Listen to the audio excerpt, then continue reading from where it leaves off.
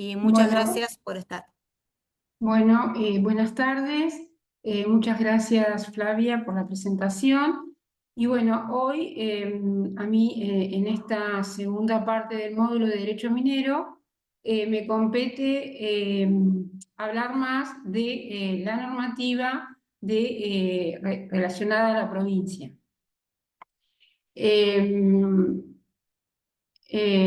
bueno, tenemos que partir que, bueno, la norma básica, o sea, que regula todo lo que es el derecho minero, tenemos el Código de Minería de la Nación, que si bien establece derechos, obligaciones y procedimientos, pero como los recursos pertenecen a las provincias, delega en las provincias la facultad de regular todo lo que hace a los distintos procedimientos en forma específica. Por eso decimos que el Código de Procedimiento Minero es el conjunto de las normas que regula la actividad de la autoridad minera y de las personas que intervienen en esa relación. Bueno, si bien en la provincia contamos con una ley de procedimiento de minero, que la primera que se editó fue, que es la ley 2973, que fue un proyecto que se elaboró en función de un proyecto de nación, cuál fue la finalidad de unificar los procedimientos en las distintas provincias de nuestro país para que las distintas empresas contaran con cierta similitud de procedimientos. La ley 2973 fue ese proyecto que se aprobó en la provincia. Después ese proyecto fue modificado por la ley 4941, que si bien incorporó determinados normas de avance, fue necesario, en función de los cambios que iban imperando en la actividad, una nueva modificación incorporando esto. También tenemos las normas de protección ambiental, que tenemos la ley 24.585, la normativa provincial, que es la ley 3266, que después vamos a hablar, y después específicamente la ley 4738, que fue modificada el año pasado, que esta ley surgió como consecuencia de que en la provincia nosotros tuvimos una ley que prohibió la actividad durante un tiempo, y para destrabar esa paralización de la actividad, en la cual quedó todo como en stand-by, se dictó la ley 4738, que habilitó nuevamente en la provincia la actividad minera en los distintos procedimientos y minerales, sobre todo los de primera categoría, y el año pasado se modificó incorporando una mayor intervención. Bueno, en cuanto al Código de Procedimiento Minero, como les decía, que los principales cambios fue optimizar y para transparentar el procedimiento, implicando una modernización y agilización en el procedimiento. Río Negro cuenta con un potencial minero, que es importante que ese potencial sea desarrollado, pero para eso teníamos que tener las herramientas para que esa actividad sea sostenible, responsable, si bien existían normas, pero con los avances a fin de lograr el consenso, mayor transparencia, se incorporaron estas nuevas normas. Fundamentalmente para, como es, satisfacer las necesidades presentes, siempre y cuando protegiendo el ambiente y teniendo como un objetivo y como prioridad la relación con las comunidades locales y las áreas de influencia de un proyecto. Este código, en el código fundamentalmente tenemos que decir que está estructurado, o sea, establece quién es la autoridad minera en la provincia y las distintas funciones. Dentro de las funciones, bueno, la autoridad minera es la Secretaría de Minería, en primera instancia, y en caso del Poder Ejecutivo. La autoridad minera en la provincia es esencialmente administrativa.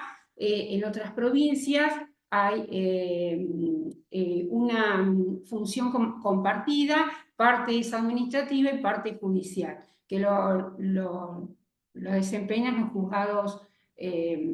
juzgados de primera instancia. Las funciones principales de la autoridad minera es otorgar derechos mineros, es decir, otorgar una concesión, otorgar permiso.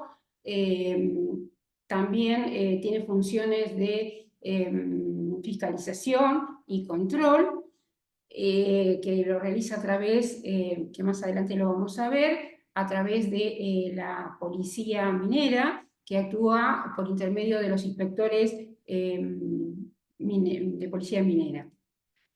Entre las normas o los objetivos de modernización fueron la incorporación de nuevos formularios para cada solicitud de trámite, en el que se trató de elaborar esos formularios que tengan la mayor de datos para que le sea más fácil a quien solicita tener todos los elementos que se necesitan para ser presentados ante la autoridad. Esos datos son necesarios para luego ser registrados y para controlar. Esos formularios están volcados en una página web, en donde es una oficina virtual, que si ustedes ingresan en la oficina virtual de la Secretaría, que hace a los fines de la publicidad, información, está la posibilidad de sacar turnos, también el tema de las distintas obligaciones y presentaciones, pago de canon, presentación de declaraciones juradas, pagos de regalías, también el catastro minero es público, en donde el catastro minero se van asentando la ubicación de todos los derechos mineros y es dinámico. Todo el tiempo va evolucionando porque se solicitan derechos, pero también se bajan derechos, caducan por algún incumplimiento. Esto permite que al tener la página web tengan acceso a conocer los distintos trámites, los distintos formularios, y además también están incorporadas la legislación. Están las leyes de la provincia y también las resoluciones que dicta la autoridad minera. Si bien la notificación por medio electrónico, nosotros habíamos ya avanzado antes de la modificación en una resolución a los fines de establecer este medio electrónico, fue incorporado expresamente en un artículo del Código de Procedimiento como un requisito obligatorio de toda presentación para permitir las notificaciones que haya mayor rapidez y fluencia entre la autoridad minera y quienes solicitan los derechos. Otra innovación importante es que frente al uso procesal en el Código de Procedimiento Minero es compartido. Le compete tanto a la autoridad minera como al peticionante o solicitante. Si el trámite se paraliza por más de 60 días, la autoridad minera notifica y lo emplaza para que en un término de 5 días cumpla o dé continuidad al trámite que está paralizado. Los grupos mineros. Los grupos mineros, si bien estaban establecidos en el Código de Minería, nosotros consideramos de que se incorpore como un capítulo dentro del código, porque en función de los avances de la actividad y la importancia que significa constituir un grupo minero, se incorporó como un capítulo dentro del código. Las ventajas son económicas y técnicas. ¿Esto por qué? Porque a las empresas, los grupos mineros se forman por proximidad, pueden estar ubicados cerca o linderos, mientras haya un punto en que los permita unir como grupo, siempre y cuando se trate del mismo mineral y del mismo titular. No, a los fines de facilitar y agilizar este procedimiento de constitución de grupos mineros, se presenta una solicitud, que lo pueden ver en la página, se informan cada uno de los derechos que la integran y a los fines de agilizar el procedimiento, no es necesario para el código que se presente una mensura, que es la mensura se exige en todos los derechos mineros porque es la demarcación en el terreno de la ubicación de ese derecho, como si fuera la mesura de nuestra casa, se necesita para el derecho minero. Solamente lo que exige la autoridad minera es que tenga bien demarcados los límites de ese grupo minero.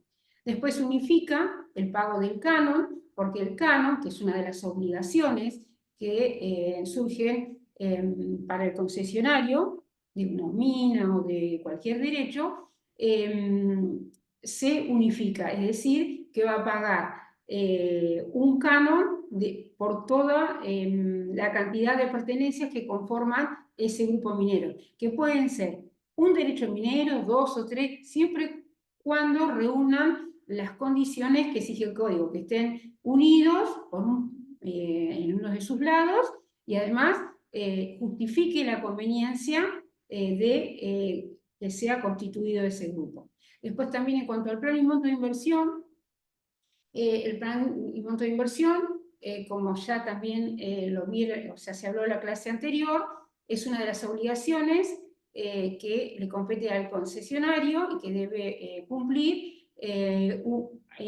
a partir del año de que esté al año de mensurada o no la mina. Y debe cumplir con ciertos requisitos, debe invertir en la mina un determinado monto, que son 300 veces más el canon, y en general el código exige un plan y monto de inversión para cada derecho minero, que debe cumplir con todos esos requisitos que yo les hacía mención, y surge a partir de esa presentación de inversión, ir presentando declaraciones juradas a partir de determinados vencimientos de los periodos. En el grupo minero, por eso es para las empresas ventajoso la constitución de este grupo minero, porque van a presentar un plan y monto unificado, es decir, que presentan uno solo, se justifica la inversión y ya no tienen que presentarlo en forma individual. El grupo minero, bueno, se otorga un título, es una concesión, y en el caso de que la empresa considere que uno de los derechos mineros ya no le resulta de interés para que forme parte de ese grupo minero, puede salir, o sea, se solicita la baja de ese grupo, o también puede ocurrir el caso inverso de que admita la ampliación. En el caso de que se disuelva el grupo minero frente a algún planteo de la empresa, cada derecho minero que lo integraba recupera su independencia y su individualidad, y surgen las obligaciones en forma individual para cada uno de esos derechos mineros. Dentro de los derechos mineros, bueno, después yo voy a hablar más específicamente, pero otra de las modificaciones que se incorporaron fue que en la solicitud de canteras en terreno fiscal hay todo un procedimiento que establece el código, y uno de los requisitos para otorgar la concesión de una cantera, el requisito era realizar la mensura. En realidad, por las características del derecho que se trata y lo oneroso que le resultaba para ciertos derechos, ciertas canteras solicitadas, y como se evaluó y se determinó que simplemente con la obligación de amojonar los límites y de marcar las coordenadas en el terreno era suficiente, respetando la figura del derecho minero que se presentaba. Esto implicó también reducir los plazos de una concesión y agilizar más el procedimiento de concesión de una cantera. Otro de los requisitos es que el pago del canon minero en las canteras ubicadas en terreno fiscal, porque la tierra le pertenece al Estado y el Estado percibe un canon por la constitución de la cantera. En el caso de que se caducara por falta de pago, que es una de las causas de caducidad que se establecen en el código, quien no abonara el canon no podía solicitar la cantera por el término estableciendo como un plazo de inhabilitación de 5 años, además de ser inhabilitado hasta 5 años más. Después, otra de las modificaciones que resultó de importancia incorporar, el tema en las canteras para obras públicas, la pueden pedir no solo, además de los organismos del Estado Nacional, provincial o municipal, también las empresas públicas o privadas que hayan licitado o sean adjudicatarios de una obra pública. En ese caso, además de los requisitos de presentar la solicitud con todos los requisitos que integran ese formulario, es necesario que acompañen el pliego de bases y condiciones de adjudicación de la obra, para, bueno, como acreditación de que esa cantera se solicita para obra pública. Y es un trámite más sencillo que la solicitud de una cantera en campo fiscal o en campo de propiedad. En cuanto a la ubicación de los derechos mineros, frente a una superposición de una zona que ya está ocupada, se desestima y la autoridad directamente procede al archivo de ese derecho minero. En caso de que haya superposición parcial, es decir, que una parte de ese derecho pueda ser concedido y otra no, ya sea por superposición con otro derecho minero o porque, por ejemplo, en una cantera parte ocupa tierra de propiedad fiscal y parte de propiedad particular, la autoridad minera establece un plazo luego de el área de catastro elaborar el informe, se notifica para que en un plazo determinado el solicitante se pronuncie su interés respecto de el área de libre que pudiera ocupar, y en caso de que no se manifieste por la continuidad de ese derecho minero, se ordena el archivo. Otra de las innovaciones de este código, a los fines de agilizar los procedimientos, una vez que estaba ubicado un derecho minero que implicaba realizar con posterioridad a la mensura, primero se intimaba si estaba en las condiciones de presentar la mensura, luego designaba perito, el perito tenía que ser propuesto por el titular del derecho, luego se presentaba el perito, aceptaba y continuaba el trámite de la mensura. Acá se unificó ese procedimiento en el código y la propuesta y la aceptación del perito va en forma conjunta. Y también una incorporación es que los peritos se designan y por un tiempo se inscriben en el registro que tiene la autoridad minera, que lleva la autoridad minera, y debe ir renovando su inscripción. Bueno, en cuanto a los acopios, también se incorpora, si bien la autoridad minera tenía una resolución que los consideraba los acopios, regulaba cómo debían solicitarlo, y un formulario, un procedimiento establecido, se incorporó también en el código, estableciendo la obligatoriedad de que se inscriban en un registro que lleva la autoridad minera, que deben cumplir una serie de requisitos, como por ejemplo el nombre, la ubicación, datos de inversión, y también en el caso de que los acopios estuvieran dentro de una jurisdicción municipal, la habilitación o autorización del municipio a que se ubique en ese lugar. En cuanto a los registros, al registro de productores, bueno, no solo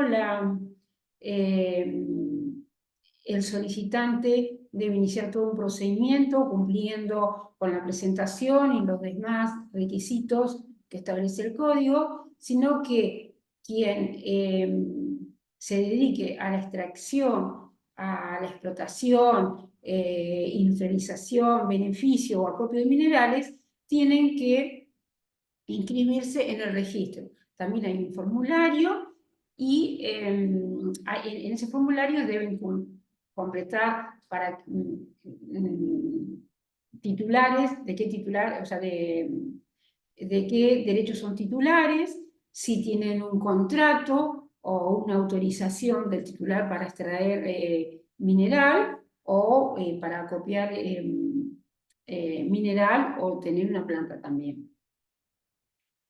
Para su renovación, también antes, en el código anterior, la inscripción era anual, debía renovarlo a los 28 de febrero de cada año, y para simplificar los trámites ante la Secretaría, ante la autoridad minera, se unificaron determinadas presentaciones. El registro del productor minero ahora se renueva con el cumplimiento de una de las obligaciones que establece el código para los distintos minerales, que es la declaración jurada de producción. Es decir, que cuando se presenta la declaración jurada, en los plazos que se establecen, implica la renovación de su inscripción como productor minero. Bueno, esto es más específico. Bueno, el catastro minero no solo ubica los cateos o permisos de exploración, las manifestaciones de descubrimiento y demás derechos, sino en cuanto a las carteras, como le decía, la forma del derecho minero tiene que ser lo más regular posible, un rectángulo, un cuadrado, salvo que existan otros derechos mineros, entonces se respeta la forma que daría respetando esos derechos mineros. O accidentes naturales, o límites geográficos, o zonas que están prohibidas para la explotación. En cuanto a la provisión, existe una provisión para ubicar esos derechos. Hay una limitante como de 50 metros a ambos lados de rutas, obras de infraestructura, y de 15 metros para caminos, oleoductos, poliductos o tendidos de líneas de alta tensión. Bueno, por ahí ahora cuando decía, no sé si tienen alguna duda o necesitan que aclare algo o quieren consultar algo.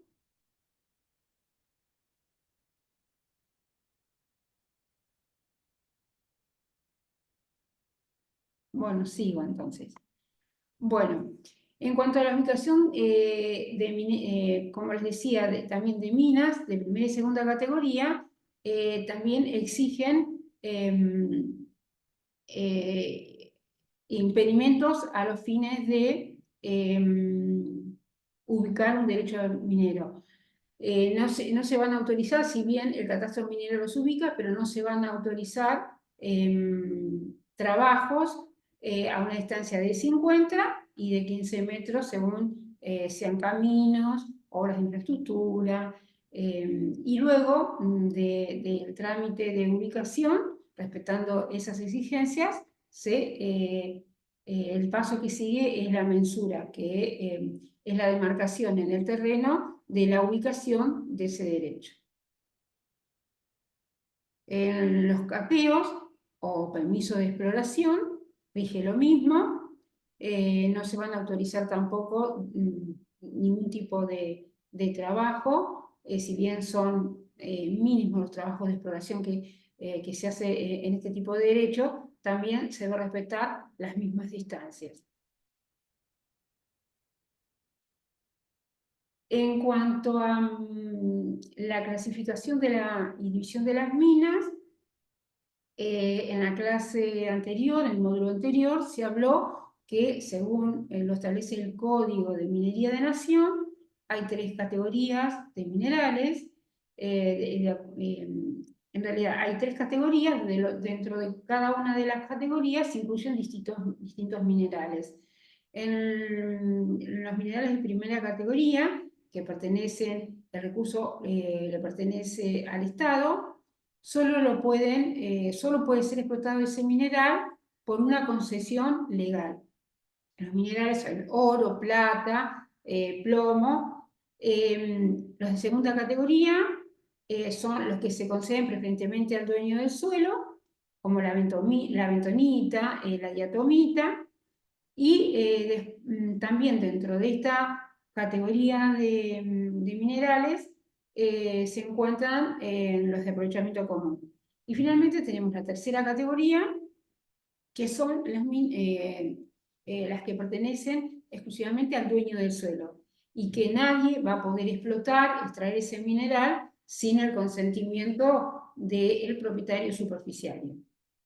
Porque tenemos que tener en cuenta acá que en la actividad minera conviven 2 propiedades: la superficial, que pertenece al dueño del suelo, y la minera, que es la de los recursos. Y según el tipo de mineral de que se trate, va a pertenecer al Estado, va a pertenecer al propietario del suelo.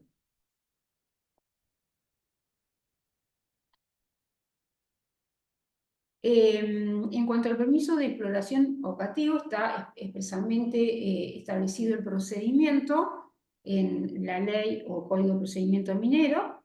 Este permiso es un derecho que otorga el Estado a los particulares y siempre el acto es la concesión. Es decir, que nadie va a poder explotar sin ese acto administrativo de concesión o permiso de concesión que otorga la autoridad minera. Ese permiso es en busca de sustancias minerales. Se debe presentar el formulario, que ahora lo vamos a ver. Se solicita ante la autoridad minera con los requisitos que reúne el formulario. Se debe abonar una tasa administrativa conjuntamente con la solicitud y se adjunta al permiso de exploración un programa mínimo de trabajos que se deben cumplir una vez otorgado el permiso o la concesión. También tiene la obligación el concesionario de abonar un canon de exploración correspondiente a las unidades medidas que solicite. En cuanto al permiso, como podrán ver en la pantalla, la solicitud de permiso, ahí expresamente determina cuáles son los requisitos que se debe cumplir y que son necesarios para la autoridad minera. En general, la primera parte es un requisito común en todas las solicitudes: quién es el solicitante, quién es el representante legal, con domicilio electrónico, como les decía, a los fines de mantener una comunicación y notificación fluida. También la ubicación es un requisito importante en los derechos mineros, y darle un nombre. Todo derecho minero tiene un nombre. En el caso de que ante la presentación se determine que hay un derecho minero con ese nombre, se le comunica que existe homonimia y que debe cambiar ese nombre por otro. Si no lo hace el solicitante, la autoridad minera lo hará de oficio. En cuanto a la ubicación de los derechos mineros, el Código de Minería, en el artículo 19, establece que los derechos mineros se ubican en coordenadas Gauss-Kruger. Es un sistema legal establecido para todos los derechos mineros en todo el país, que lo determina el Código de Minería, y esas coordenadas determinan una ubicación. Y generalmente se exige un croquis para ver la ubicación o la forma que ese solicitante le dio al derecho minero, y en caso de que, por eso le decía que el formulario reúne la mayoría de los datos que necesita la autoridad minera para dar curso a esa solicitud. Necesita que se acredite el domicilio legal. Bueno, también se exige ahora una constancia de ARCA. Es un requisito esto nuevo que se incorporó. La acreditación del representante legal, el sellado, y en el caso de la exploración, el permiso de exploración, que se acompañe del programa mínimo. En caso de que se trate de una empresa, además debe acompañar en su presentación la copia certificada del estatuto, última acta de asignación de autoridades, y también la constancia de estar inscripta en el Registro Público de Comercio. Todos estos requisitos de documentación adjunta se controla, y en el caso de que esté todo cumplido, se le da ingreso. Se le asigna un número de expediente y una vez ingresa, luego se remite al área de catastro, que el área de catastro es... acá, bueno, en la pantalla podemos ver el programa mínimo, que también forma parte del permiso de exploración, donde va a indicar, donde se indica la zona también que se va a explorar, las tareas que van a realizar, las inversiones que van a realizar, y la contratación, o sea, el empleo, cuántos van a ocupar, cuántas personas en ese proyecto. Una vez que se ubica, una vez que se presenta y está todo ok, pasa a catastro minero. Catastro minero le da la ubicación de acuerdo a esas coordenadas, donde termina la superficie que comprende ese derecho minero. Una vez que está ubicado y no hay ningún impedimento, es decir, no se superpone a ningún área, o si se superpone, se elabora un informe, se notifica al solicitante, para que dé cumplimiento en el caso si acepta la parte que queda libre. En el caso de que esté todo de acuerdo a la solicitud, es decir, que el catastro no tiene nada que decir, se le comunica al solicitante que de acuerdo a la superficie, incluye, o sea, la unidad es 500 hectáreas, de acuerdo a esa superficie le correspondería un determinado plazo de permiso o concesión de esa exploración o cateo, y debe pagar el canon. El canon en el permiso de exploración o concesión del permiso de exploración se paga por adelantado. Es decir, que una vez que está ubicado y no hay nada que objetar, se le notifica que la superficie que quedó ubicada comprende tantas hectáreas y que debe abonar por las unidades, o sea, por tantas hectáreas, son tantas unidades y debe pagar ese valor en concepto de canon. Luego, en el procedimiento, se registra,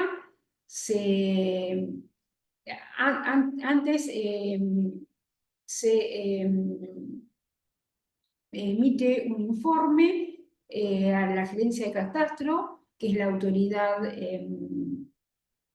catastral, y nos informa quiénes son los superficiarios de ese cateo, porque no debemos olvidarnos que en la ubicación de un derecho están los superficiarios, o quienes son titulares de la tierra, y el derecho minero.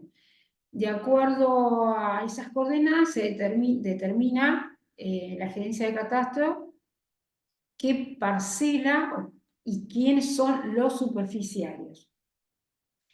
Luego se registra ese derecho minero y se ordena, la autoridad minera ordena publicar edictos por un plazo y además también notificar a los superficiarios. Esto es a fin de que los superficiarios tomen conocimiento de que en esa parcela, en el área donde ellos son los propietarios, se ha solicitado un permiso o concesión. Luego de registrado, de publicado, surgen otras obligaciones que por ahí la vamos a ver más adelante, pero más allá de la obligación del pago del canon, también tienen que cumplir con las normas de responsabilidad social. En el caso de que exista una comunidad, el tema de la consulta libre, previa e informada. Y si todo el procedimiento siguió su curso y cumplió con todas las obligaciones que surgen para el concesionario, la autoridad minera otorga la concesión. Y otorga la concesión por la superficie y por el plazo que le da la superficie. Es decir, que si yo tengo una superficie de 1.500 hectáreas, el permiso se va a otorgar por el plazo de 250 días. Y a mayor, como es unidades de medidas, mayor va a ser el plazo de la concesión del permiso, y también mayor va a ser el valor del canon. Además, en los permisos de exploración o concesión de permisos de exploración, una vez cumplido un determinado plazo, en el caso de que supere los 300 días, por ejemplo, si un permiso es de 350, libera un área a los 300 días, libera un área, y después a los 600 días otra área, hasta que el permiso vence, ¿sí? Y al año de otorgado, perdón, al mes de otorgado el permiso, comienza a correr el plazo para que se instalen los trabajos que fueron comprometidos en el programa mínimo que formaba parte integrante de esa solicitud. Esto es lo que hace al permiso de exploración o cateo. No sé si tienen alguna consulta.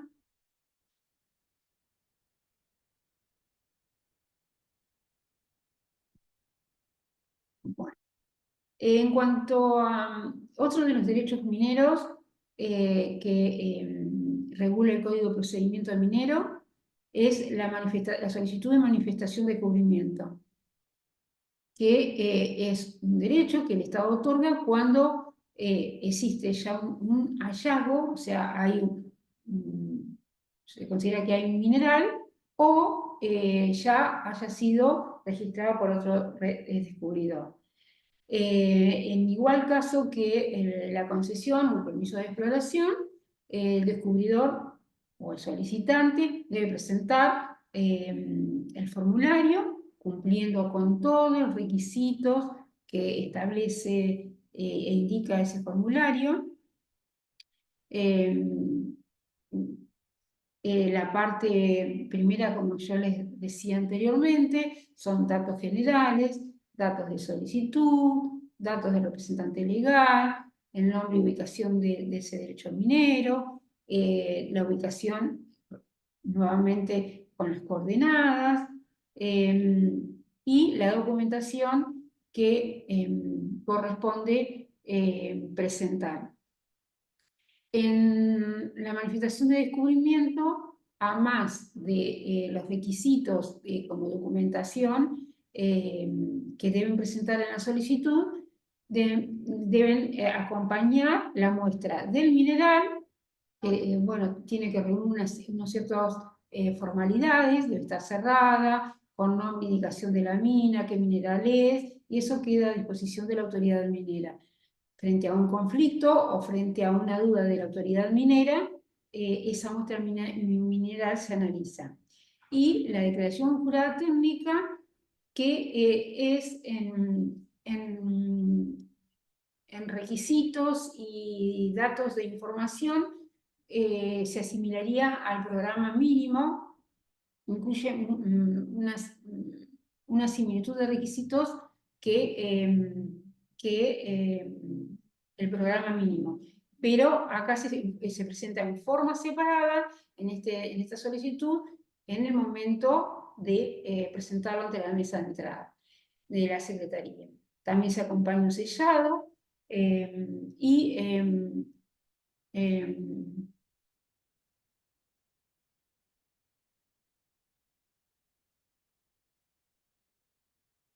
y de acuerdo a la cantidad, o sea, en la manifestación de descubrimiento, una vez que también se ubica, Catastro Minero elabora el informe, determina nuevamente si esa solicitud se corresponde o hay algún impedimento.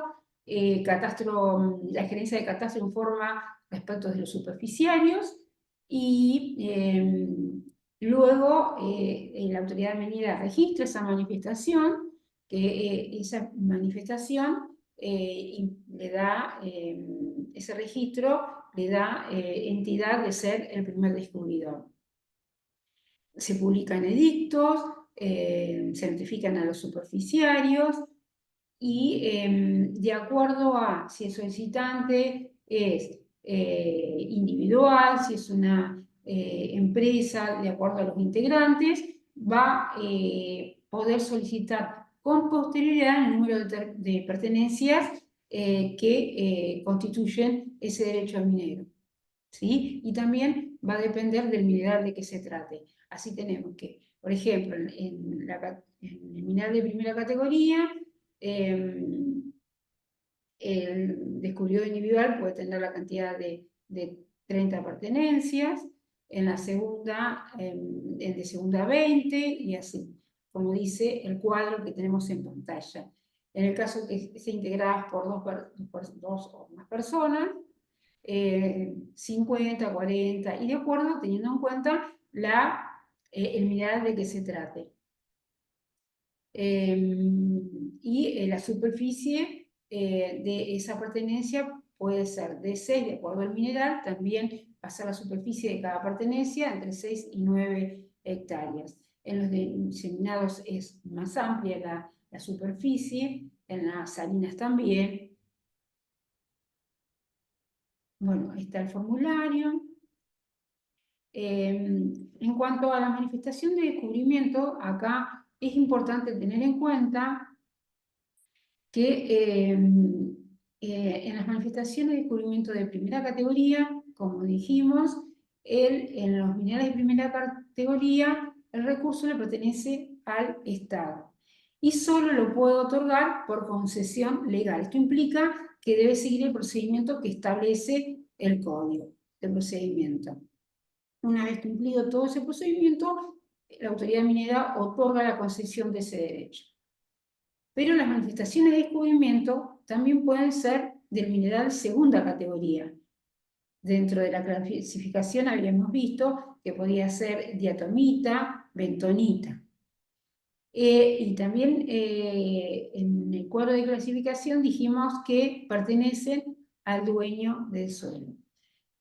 En las manifestaciones de descubrimiento del mineral de segunda categoría, el código establece que si ubicado por catastro minero y el informe de la gerencia de catastro de la provincia informa que la superficie, la parcela es propiedad del fisco, se comunica igual a la autoridad competente, tierras, pero el expediente, la solicitud continúa el trámite del expediente. En caso que la gerencia de catastro informe que titular de la parcela sobre la cual recae el derecho minero es de propiedad de un particular, en ese caso la autoridad minera, además, antes del registro, comunica al propietario superficiario, es decir, que de acuerdo al informe de la gerencia, dice que tal o cual parcela es de propiedad de tal persona, nos indica el domicilio, localidad, y se notifica a esa persona, titular de la parcela, para que ejerza el derecho de preferencia. El derecho de preferencia o de opción, se le denominaba antes, es el derecho que tiene el propietario superficiario de, si él considera, ejerce ese derecho y la manifestación de descubrimiento se registra a su nombre. ¿Sí? Hay un plazo que es de 20 días, dentro del cual, si no ejerce ese derecho de opción o de preferencia, la solicitud se registra a nombre de quien lo solicita. En el caso de que ejerce ese derecho, se va a registrar a nombre del titular de la parcela. Y continúa el expediente como si lo hubiera solicitado, en el caso de que lo solicite el propietario superficiario, continúa con el procedimiento que establece el código. En este caso, la empresa o quien hubiera solicitado la manifestación tiene derecho a, si considera, a exigir daños o una recompensa por lo invertido y hasta el momento. Eso es la diferencia entre la manifestación de descubrimiento de primera y segunda categoría que tenemos en el procedimiento. Después sigue el procedimiento igual que si fuera una manifestación de primera categoría. Se registra a nombre de quien, bueno, si es superficiario o el solicitante, se publica en el edicto, se notifican a los superficiarios en el caso de que hubiera sido el solicitante. Y además, bueno, después, una vez que se vencieron los plazos correspondientes, tiene que solicitar pertenencia, que de acuerdo así, como vimos anteriormente, si es una empresa o un particular, va a tener la posibilidad de pedir tantas pertenencias y de acuerdo al mineral de que se trate. Luego designa al perito, el perito, que lo que decíamos que ahora en el código, designa y acepta al perito, se hace la mensura y se otorga la concesión. Ese es el procedimiento. Se otorga la concesión. En la manifestación de descubrimiento, la concesión es por tiempo ilimitado, a diferencia del permiso de exploración. Es ilimitado, siempre es ilimitado en principio, no tiene plazo, pero el Estado, frente a algún incumplimiento por parte del concesionario, la mina, ese derecho, puede caducar, ya sea por falta de pago, por falta de cumplimiento del plan y monto de inversiones, o por no haber cumplido con el plan y monto de inversión. Esas son tres causales de caducidad de una manifestación de descubrimiento.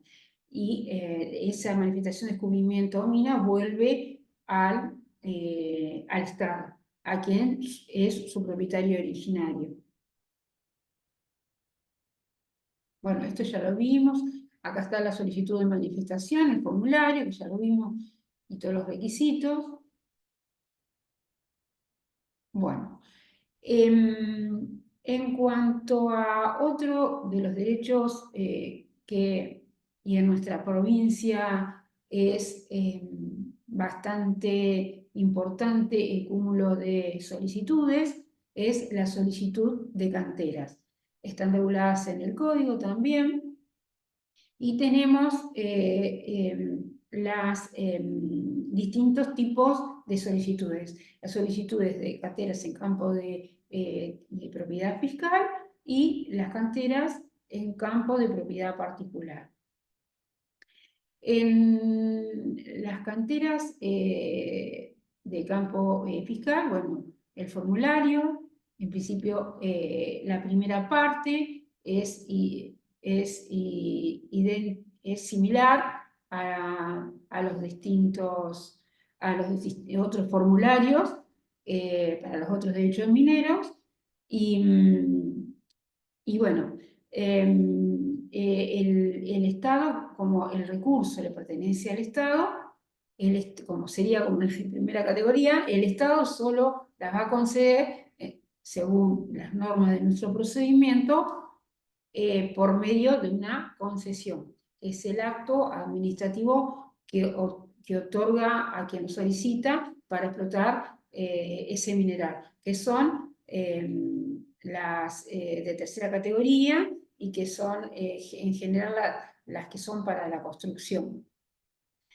Áridos en general, arena, piedra y piedra laja. El acto administrativo, bueno, la solicitud de cantera se inicia en la solicitud, también interviene el catastro minero, porque el catastro minero es el que ubica todos los derechos mineros. Una vez elaborado el informe y lo informado por la gerencia de catastro, siendo de una parcela o una designación catastral fiscal, se comunica a la Dirección de Tierra a efectos de que informe si esa parcela donde se ubica la cantera tiene obligaciones cumplidas o no. ¿Esto qué implica? Obligaciones cumplidas es decir que tendría la entidad de un propietario superficiario. En el caso de que Tierra nos diga que no tiene obligaciones cumplidas, continúa el trámite a nombre de quien lo solicita, se registra, se publican edictos y ya no se hace más la mensura, como lo dije, que fue una de las innovaciones del código,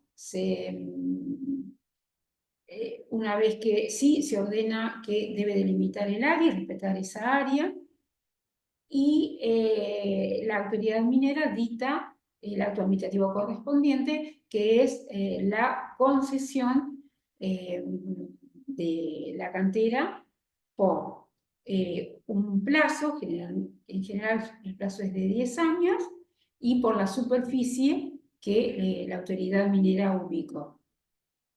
Además de la obligación de pagar el canon, de respetar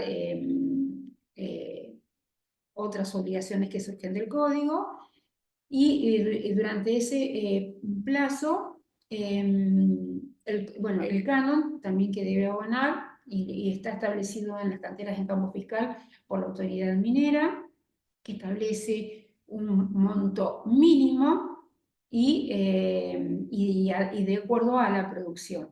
En el caso de que no tenga por un tiempo la explotación, sí o sí va a pagar un mínimo. Y en el caso de que haya una explotación, extracción de mineral, se calcula en función de la extracción del mineral. Se paga el canon dos veces al año.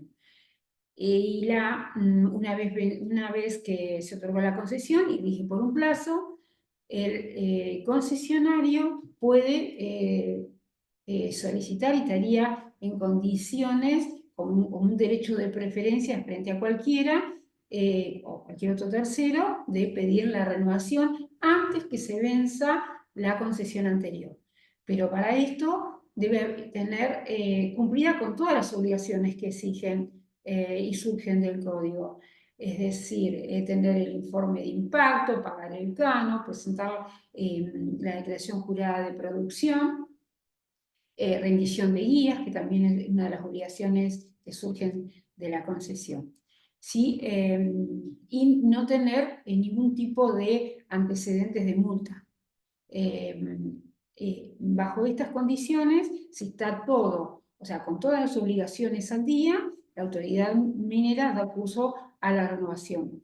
Y otro de los requisitos que por ahí no hice mención es que antes de la renovación también solicitamos a la Dirección de Tierra nos informe si esa parcela sigue siendo o perteneciendo al fisco de la provincia o ha variado su situación jurídica. Bueno, por supuesto que sí, nos ha pasado, no ahora, pero hace unos años que cambió la titularidad. En un momento había un ocupante y adquirió el carácter de adjudicatario en venta con obligaciones cumplidas. Entonces no pudimos renovar esa concesión. Finalizado el plazo de la concesión, se archivó ese expediente por el cual tramitaba la cantera, y el nuevo propietario de esa parcela, si consideraba, debía hacer y solicitar un nuevo trámite.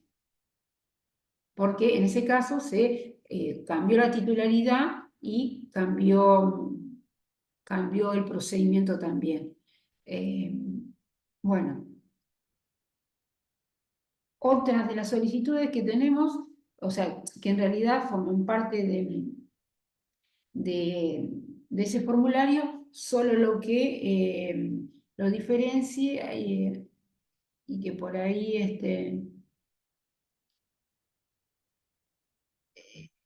no tengo la parte,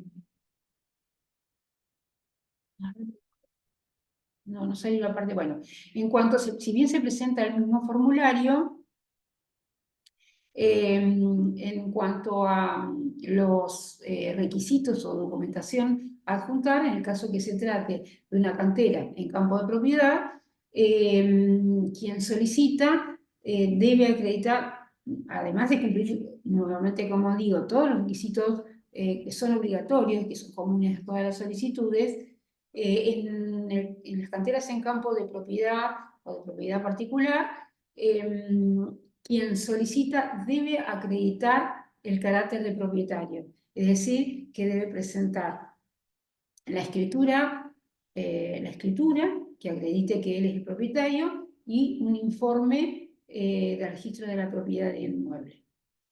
El procedimiento en este tipo de trámites es sencillo, solo se registra, o sea, la autoridad minera registra en el registro correspondiente, es decir, que se presenta, catastro ubica, se cumplió con las formalidades de esa documentación y se registra en campo de propiedad. Es re sencillo el trámite.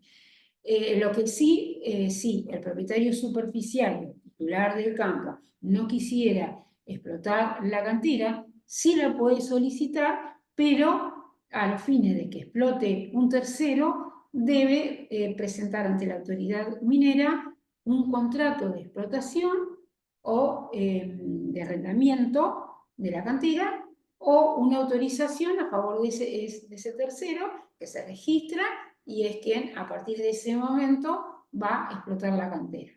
Es decir, que si bien el dueño del recurso le pertenece al propietario superficiario, él la puede dar a un tercero mediante ya sea contrato o autorización para que explote ese mineral. Bueno, es lo que dice acá.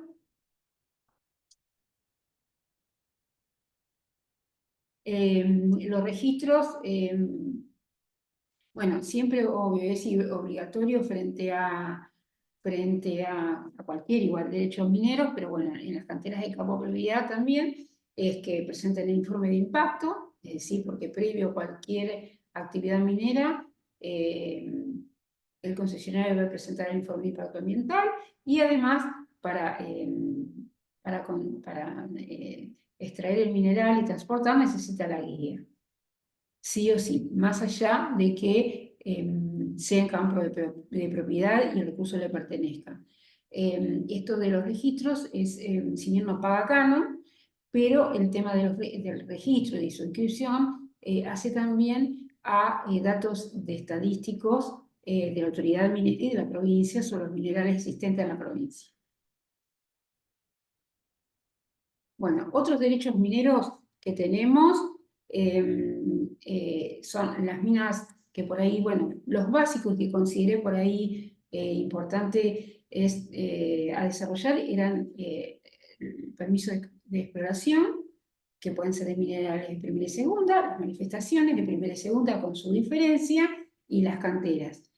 Que en los registros de la autoridad minera, el mayor cúmulo de expedientes son las canteras de áridos y también la innovación de hace unos años de las canteras de arena silicia, que están encuadradas dentro de la categoría de minerales de tercera categoría. Pero también dentro de los derechos mineros que puede solicitar cualquier peticionante, son las minas vacantes, que son aquellas minas que, como dije anteriormente, la autoridad minera resolvió la caducidad por incumplimiento de alguna de las obligaciones que hice mención. La falta de pago del canon, el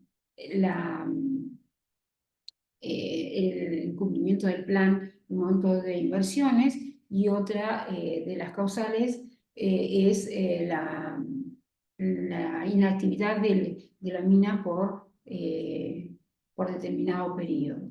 Las demasías es otro procedimiento también, que en todos estos tienen su formulario específico con todos los datos que es necesario completar y que la autoridad minera requiere a los fines de sus registros y de los distintos trámites. Los grupos mineros, que también hice mención, y tenemos los trámites de servidumbre dentro del el ámbito de competencia de la autoridad minera. Esta servidumbre, como sabemos, es un derecho accesorio a ese derecho minero que es el principal, y sí o sí debe cumplir, más allá de todos los datos, el que lo solicita tiene que ser titular del derecho minero para el cual lo solicita, además de justificar por qué solicita esa servidumbre y cuáles son los inconvenientes que tienen y para los cuales piden ese derecho de servidumbre. Es decir, que tiene que estar debidamente justificado. También se realizan procedimientos, se publican edictos y te otorga, mediante el acto administrativo correspondiente, la autoridad minera otorga la servidumbre, que pueden ser de paso o de ocupación. Importante es destacar que dentro del ámbito, dentro del perímetro de la concesión, no es necesario pedir una servidumbre, siempre fuera del área, porque hemos tenido casos y antecedentes que han pedido servidumbre dentro del área de la concesión de ese derecho, y dentro de esa área el concesionario o el solicitante tiene no solo o sea, es de utilidad pública y de interés público, y dentro del ámbito y espacio de ese derecho minero puede ejercer todos los actos concernientes a la explotación.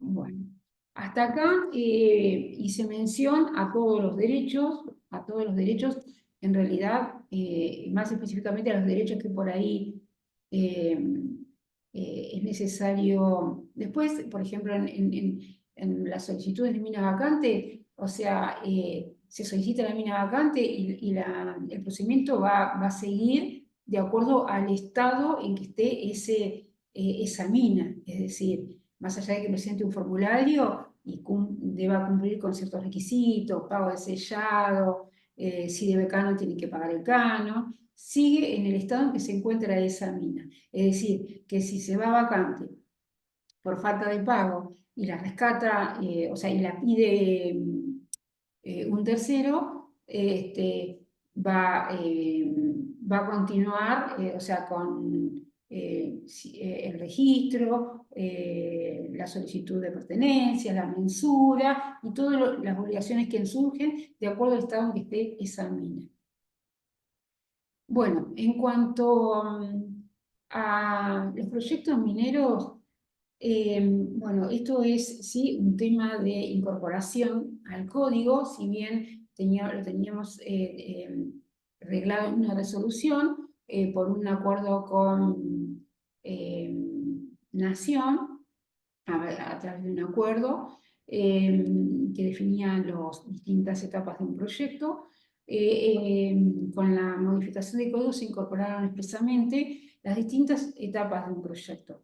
Las distintas etapas de un proyecto, es decir, que una concesión la define el código y puede incluir una concesión o varias concesiones o pedimentos que la finalidad es la explotación, evaluación en forma conjunta, realizando distintas tareas a fines de formar una unidad de elaboración y de preparación y de producción de ese proyecto. Es decir, que un proyecto lo puede formar un solo derecho minero o varios derechos mineros, que pueden ser, que deben ser del mismo titular, del mismo mineral y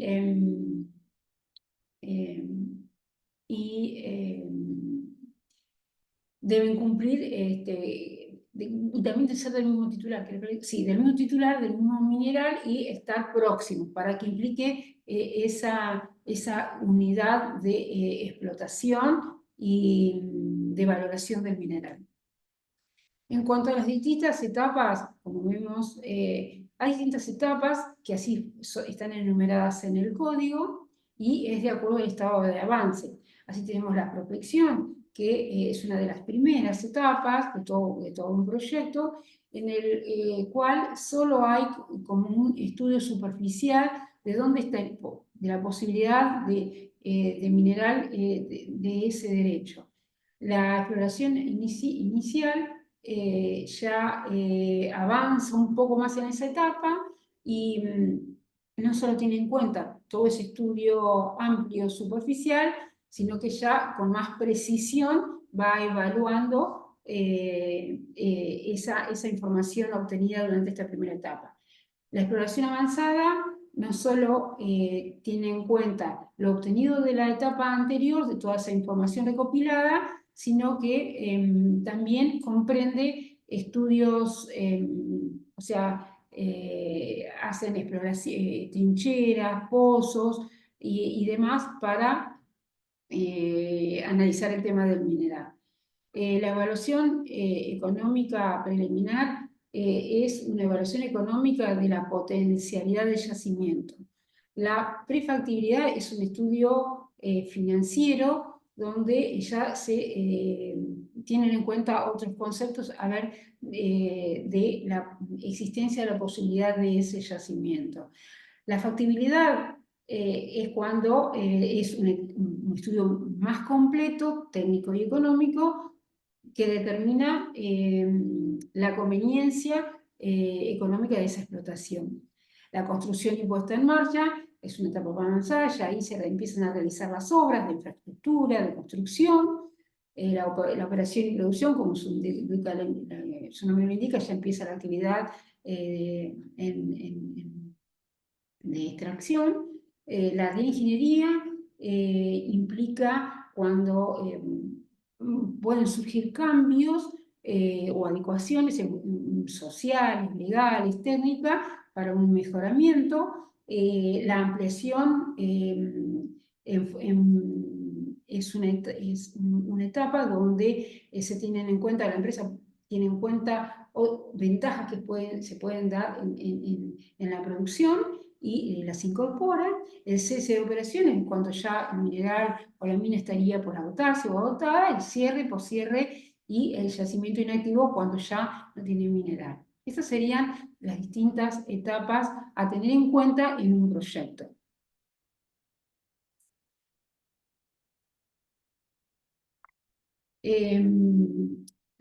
Bueno, en cuanto a la etapa de los proyectos,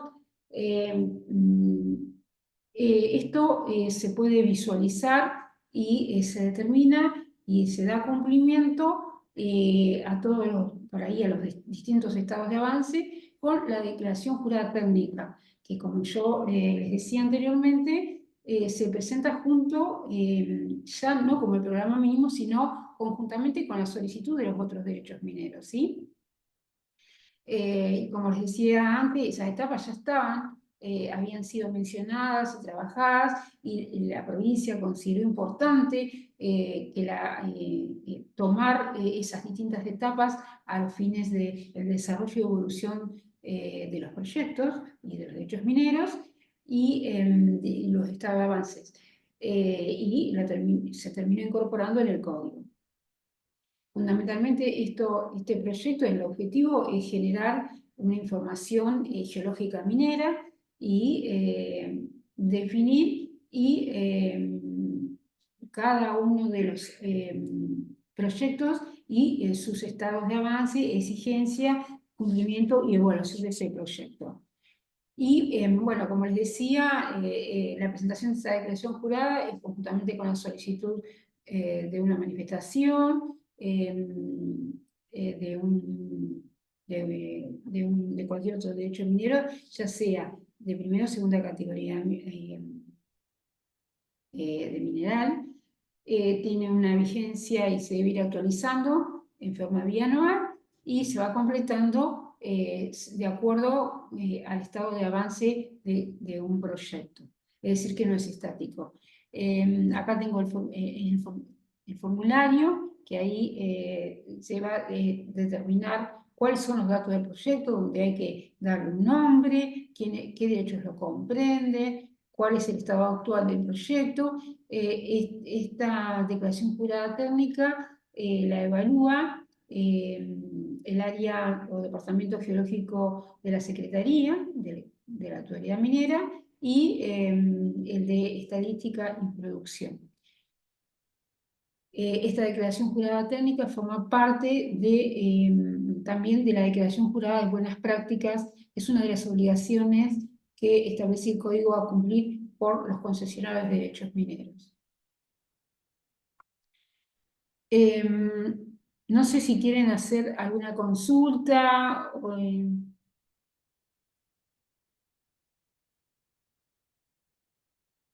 ¿Les parece, no sé?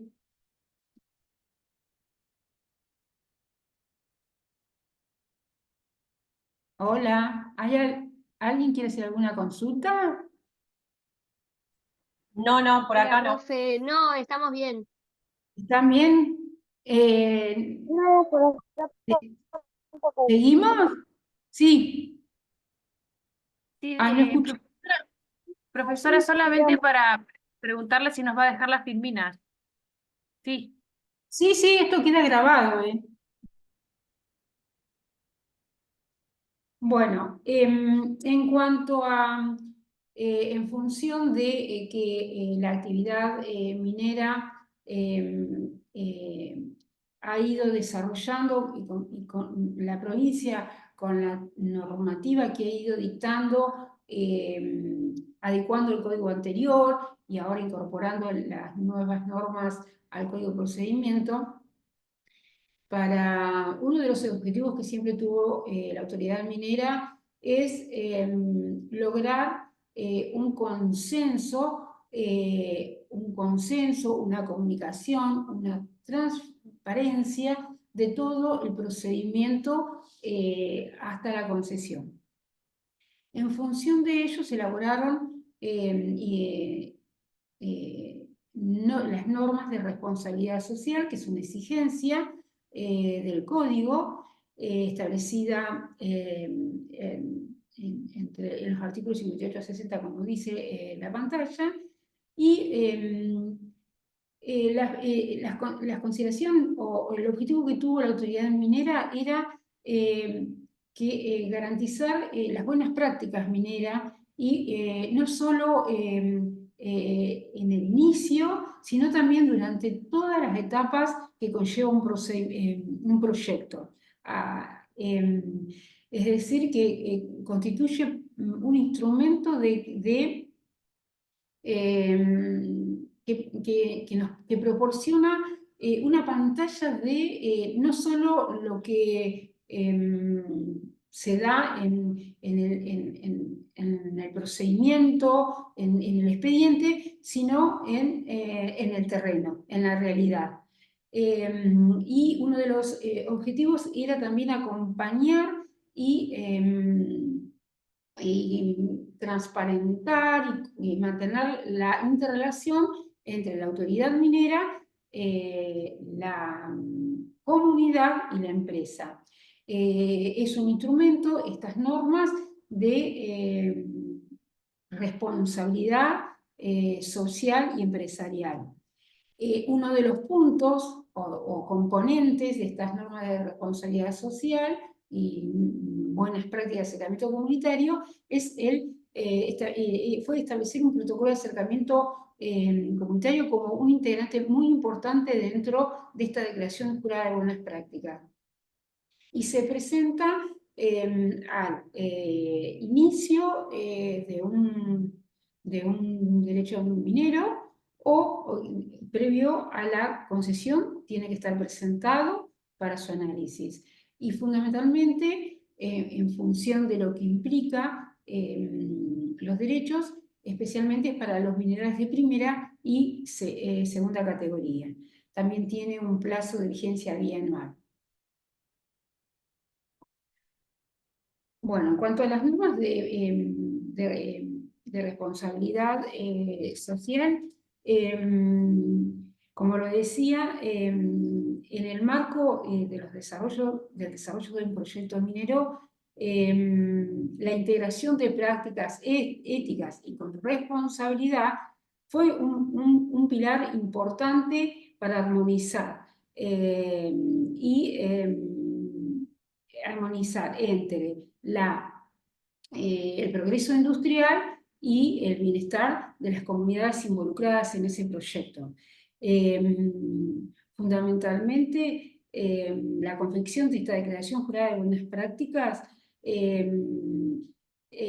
facilita la participación de toda la comunidad del área de zona de influencia, de la interacción también con la empresa y la autoridad minera, fundamentalmente posibilitando que las autoridades del gobierno y de la empresa tomen conocimiento de una versión más, más concreta de la preocupación que tienen los actores locales, que siempre es lo que por ahí no, hasta ahora no estaba tan normado y un procedimiento específico. Esto permite que bueno, haya una mayor transparencia, una mayor información sobre los datos del proyecto y la interrelación, intercomunicación, como les decía, entre la comunidad, las empresas y la autoridad minera. El establecer estas normas, la autoridad minera dictó por medio de una resolución, una guía para que se pudiera llevar a cabo este procedimiento, ¿sí? En función de ello, se establecieron como así etapas o conceptos a tener en cuenta. Uno de los fundamentales era tener en cuenta, en cuanto a su contenido, el tema de descripción del proyecto, es decir, datos generales del proyecto, dónde estaba ubicado, las características, también los códigos de ética que tiene la empresa, las normas de responsabilidad social, también el personal involucrado en ese proyecto, es decir, designando quiénes iban a estar, si tenían los nombres, un cronograma de trabajo de las distintas actividades que van a llevar a cabo. También los clientes y proveedores locales, los del área y localización donde está el proyecto, y fundamentalmente también la relación de la comunidad con el ambiente y las relaciones sociales y prácticas sociales. Uno de los componentes importantes, como yo decía, es el protocolo de acercamiento comunitario, que se toma como y se incluyó como un punto importante dentro de esta declaración jurada de buenas prácticas. El protocolo de acercamiento comunitario constituye una herramienta de fundamental importancia para lograr las acciones de las empresas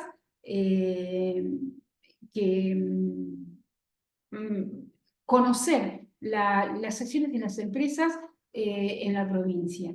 Es así que se establecieron distintas etapas dentro de ese protocolo, siempre por supuesto la finalidad y el objetivo de este protocolo es la información, la transparencia, la comunicación de la empresa con los actores locales, ya sean comunidades locales y los proveedores y también las comunidades indígenas existentes en algunos proyectos. Se estableció distintas etapas dentro de este protocolo, que a grosso modo podemos decir que hay una etapa preliminar, que es desde que se solicita el proyecto o el derecho minero, hasta unas primeras reuniones entre la autoridad y la empresa, donde se logra recabar información sobre ese proyecto. La siguiente etapa sería, luego de esas primeras reuniones y desarrollo de información y obtención de información más precisa de la empresa y acuerdos que podían o que deben lograrse respecto de esa comunidad, de los distintos actores, a fin de lograr avanzar. Y una tercera etapa es la ya de cumplimiento que surgen de esos acuerdos o de los requerimientos de los distintos actores reunidos y que surgen de esa área del proyecto. Es importante que cada una de estas etapas como que se van lanzando, es decir, se va a ir cumpliendo gradualmente. Y el resultado es esto, es lograr, y lo que se buscó con esto, es lograr un mayor afianzamiento, un consenso de la actividad en función de los principios que se bregan con este protocolo, que es la transparencia, el conocimiento de quienes están inmersos en ese proyecto, que si bien no son los actores principales en el sentido que explotan, pero sí forman parte porque están en el lugar. Por eso fue importante dentro de esa declaración jurada de buenas prácticas determinar el área de influencia, que el área de influencia es el área es donde está el proyecto y se determina por los aspectos socioeconómicos, los culturales, las formas en que se organizan esos actores locales. También su relación con el ambiente y finalmente termina este procedimiento, si se quiere, en la interacción entre la empresa, las comunidades y ello conlleva a planificar encuentros, comunicación, acuerdos. Fundamentalmente con este procedimiento y este acercamiento, no solo de la autoridad minera, sino de la empresa, logra, logra no solo transparencia, como le decía, sino un consenso, una aceptación de la actividad. Porque al conocer de qué se trata, dónde se ubica, cuáles son las tareas que va a realizar la empresa, si van a ocupar gente del lugar, cuáles van a ser los avances, qué es lo que se va a hacer y lo que no, hacia la información. Bueno, acá ya me adelanté, estas serían las etapas más expresas, que serían la preliminar, la de acercamiento, la del desarrollo de las actividades comprometidas y la etapa de finalización. Que este informe o este procedimiento no va a ser estático, porque por supuesto va a ir adecuándose a medida que avance cada proyecto, porque como vimos anteriormente hay distintas etapas y a medida que avance un proyecto van a ser distintos los requerimientos, compromisos, exigencias de cada de cada comunidad, de cada gente local. Dentro, también es importante que nosotros tengamos en cuenta que, dado la extensión de nuestra provincia y el conocimiento de nuestra provincia, hay comunidades indígenas. La autoridad minera, frente a conocimiento de alguna comunidad indígena en el lugar, como consecuencia de las inspecciones, consecuencia del Departamento de Relaciones Comunitarias, el acercamiento, se han constatado la existencia de comunidades indígenas. Frente a la existencia de una comunidad indígena, se activa el protocolo de consulta previa.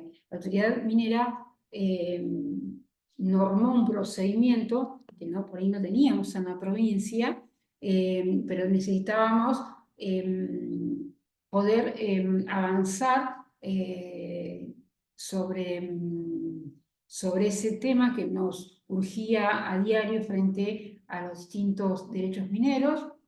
Entonces se dictó la resolución 136 del año 2024, en concordancia con las normativas internacionales, también con intervención del INAI, en el cual emitió opinión, y frente a la existencia de una comunidad originaria que ya se puede detectar frente o a consecuencia de una inspección, también el área de catastro minero, con información georreferenciada, que no están todas, pero que ha brindado el INAI y el CODESI, cuando ubica un derecho minero, informa en esa ubicación la existencia de una comunidad.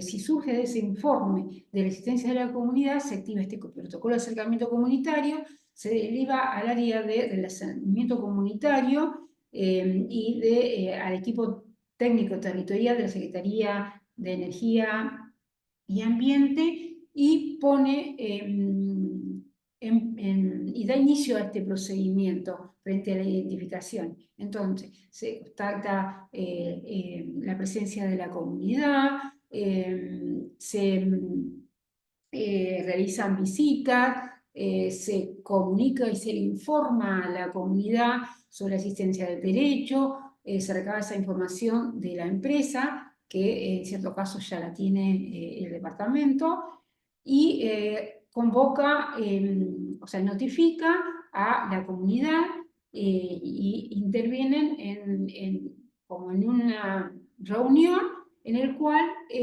se pone en conocimiento toda la información de ese derecho bueno, y las etapas en que está, bueno. Una vez la comunidad indígena puede prestar su consentimiento, estar de acuerdo con el proyecto, interesarle y presta su conformidad, su consentimiento, se le da un acta y se da por concluido como, o sea, esa consulta previa, libre, informada que regula el convenio internacional y demás normas.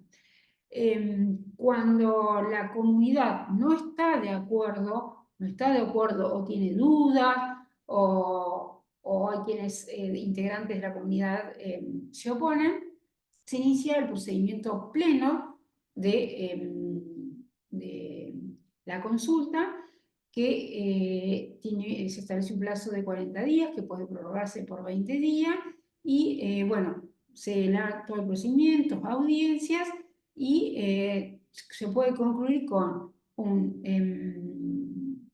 consentimiento por parte de la comunidad o no. Si no hay un consentimiento, bueno, la autoridad minera evaluará lo planteado por la comunidad y determinará las medidas a adoptar. En cuanto a las obligaciones, voy medio, perdón. Voy un poquito más rápido porque si no, no vamos a llegar. Bueno, la declaración jurada de producción es una de las obligaciones que establece el Código de Procedimiento Minero.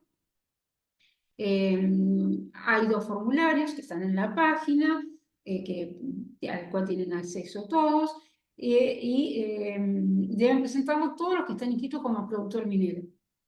Ya sean de minas, canteras, acopios, plantas, y de acuerdo al mineral de que se trate, se presentan en forma semestral o trimestral. Y después tenemos también las guías de tránsito del mineral, que es otra de las obligaciones que establece el código, es decir, que no solo debe cumplir con todos los requisitos para que se otorgue la concesión, una vez otorgada la concesión, para el transporte de mineral, debe solicitar las guías, debe estar inscrito en el registro de productores y inscrito en el registro de productores puede solicitar guías mineras siempre y cuando esté habilitado para la explotación, es decir, contar también con el informe de impacto ambiental aprobado. Esta guía se extiende por cada derecho minero, se extiende un telonario, que de acuerdo al mineral, el telonario comprende más o menos días, tienen plazos de rendición, en los de minerales de primera categoría son 2 fechas, es decir, semestral, los vencimientos, y hoy por hoy estamos en un proceso de modernización de la solicitud de guías de tránsito y muy pronto se van a digitalizar.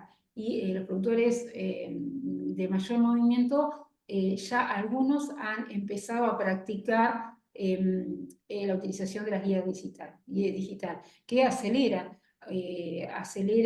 el tema del movimiento económico de ellos, porque si no tiene que solicitar a la autoridad minera, la autoridad minera tiene que habilitarlas, sellarlas, y digitalmente va a estar en un programa donde quien solicite la guía minera ingresa y se constata directamente si está en condiciones ese productor y automáticamente puede extender la guía.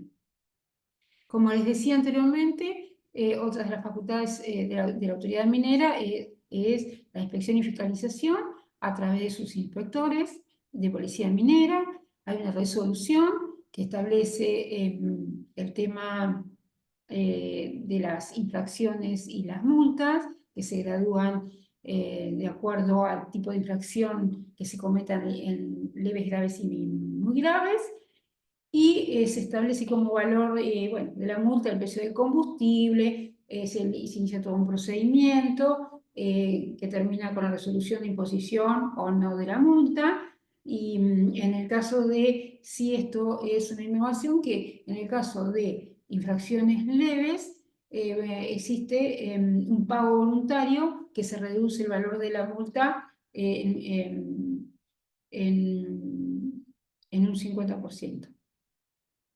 Otra de las normativas que hicieron a la participación y acercamiento y transparencia de la autoridad minera fue una resolución que dictó hace 2 años el tema del muestreo participativo de agua, que de acuerdo a la etapa en que esté ese derecho,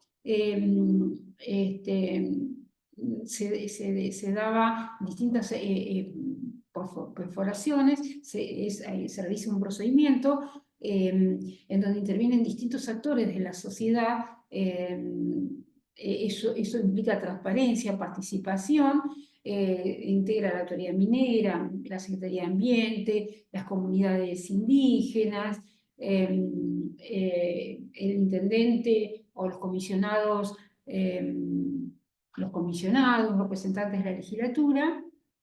Y este muestreo lo tiene que hacer una consultora a costa de la empresa y constituye una herramienta de gestión ambiental, de participación, porque como vimos los participantes son distintos, integrantes o actores importantes de la comunidad, de la ciudadanía, implica transparencia, publicidad y también es un compromiso ambiental, porque determina la calidad del agua.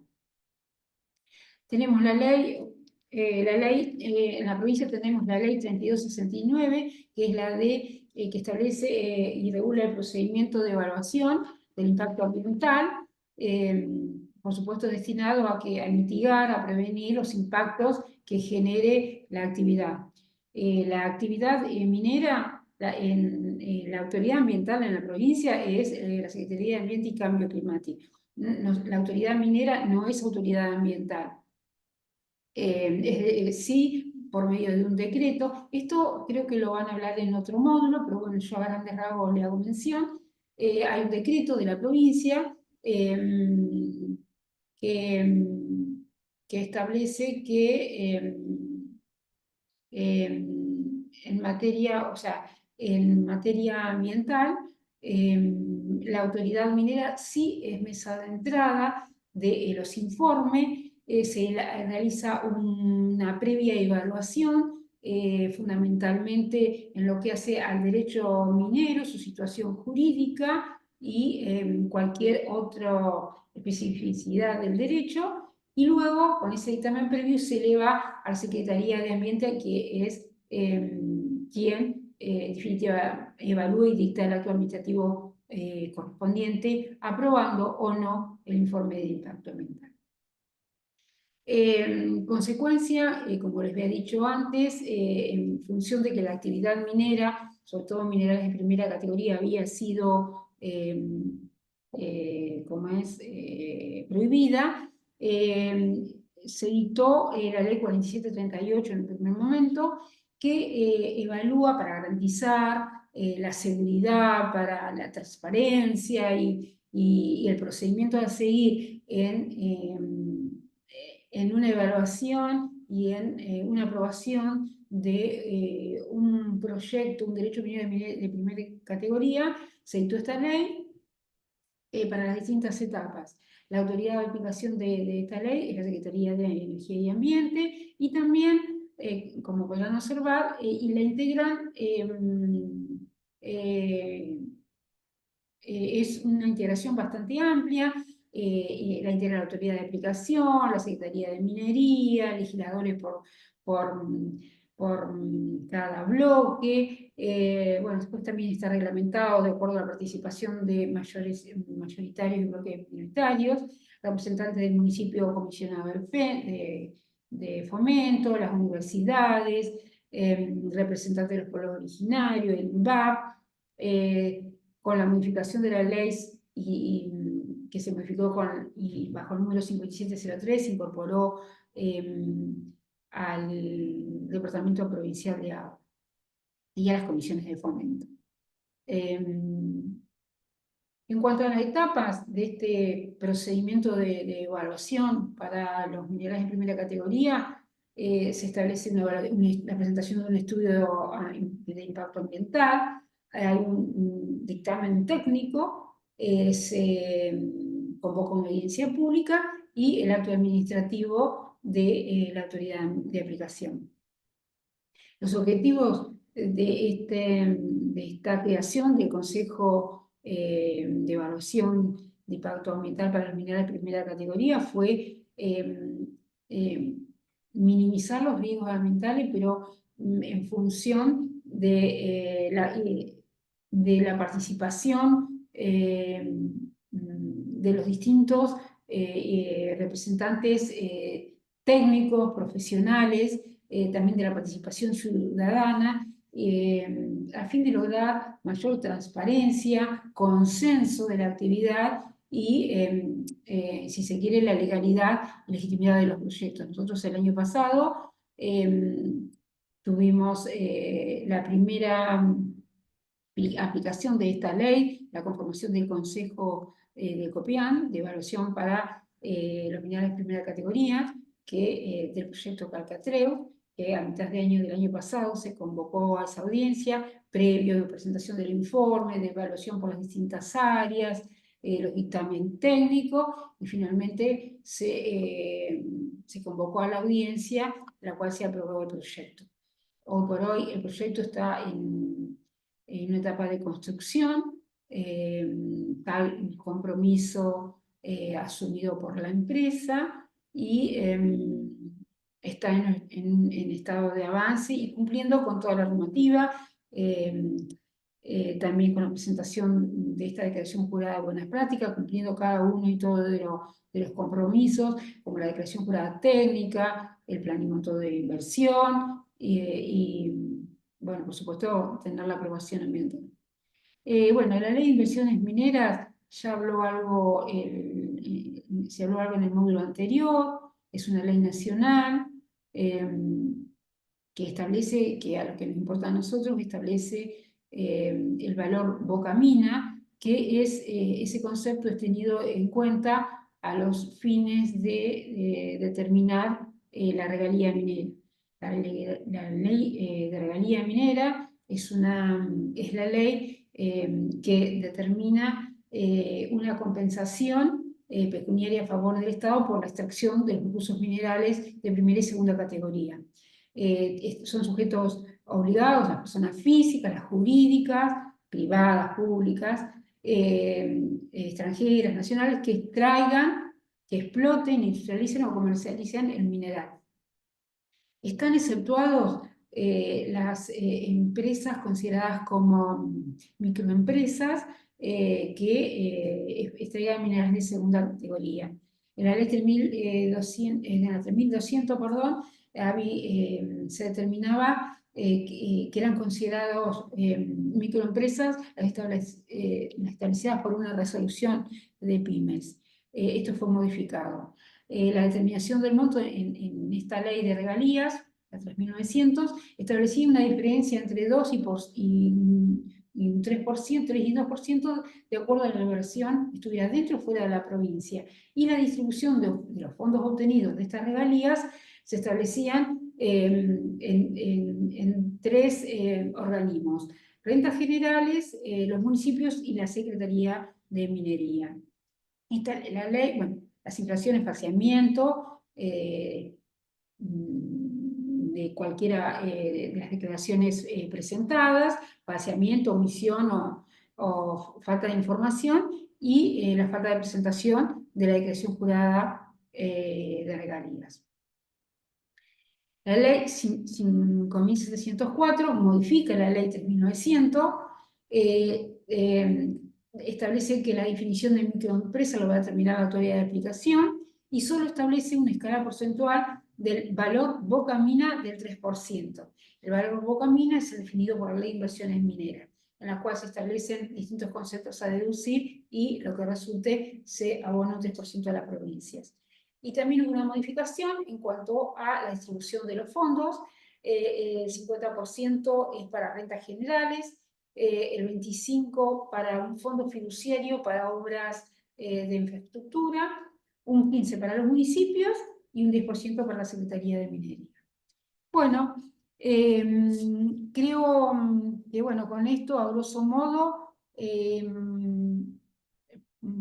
he dado la normativa provincial. Si bien hay resoluciones específicas en cuanto al valor de las guías, también en cuanto al valor del canon mineros, esa normativa está publicada en la página web, así que tienen acceso a esa oficina virtual, donde están no solo los formularios, sino también la legislación. Y también merece destacar que la semana pasada se aprobaron 2 leyes, las cuales todavía no están promulgadas ni publicadas, sobre la ley de mano de obra local y de proveedores en la provincia. Así que bueno, son 2 leyes muy importantes donde se garantizan porcentajes de mano de obra para ocupar en cada uno de los proyectos que se desarrollan en la provincia, y además también en cuanto a los proveedores de la provincia. Bueno, yo creo que la semana que viene o más tardar la otra ya estarán publicadas esas leyes. Bueno, muchas gracias por el tiempo. Espero haber sido útil con esta presentación y bueno, y a disposición para lo cualquiera de ustedes necesite.